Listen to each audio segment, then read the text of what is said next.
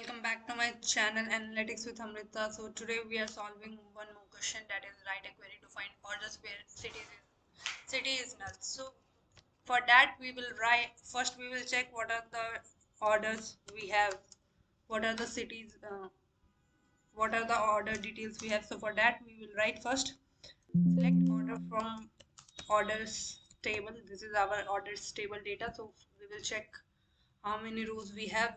We have 9994 rows. So now we will bifurcate our questions the same way. Okay, write a query to find orders where city is null. So write a query to find orders. This part is already done, right? By writing this much we got this part. Now we have to put a condition here. What is the condition? Where city is null. So we will write, we will use where clause here, and city is null. So we will write city equal to null, right? If you are thinking that this is how we are going to solve, so no, we are not going to solve it in this way, because when we are using null value and we are putting it in condition, like we have to check which are null. So there is a catch. Instead of equal to, we will write is.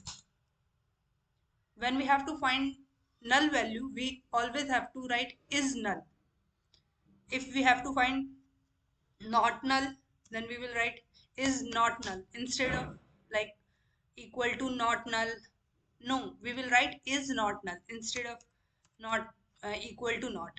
So here we have to find city is null. So we will write where city is null. Okay. So let's see how many rows will come here. Let's execute.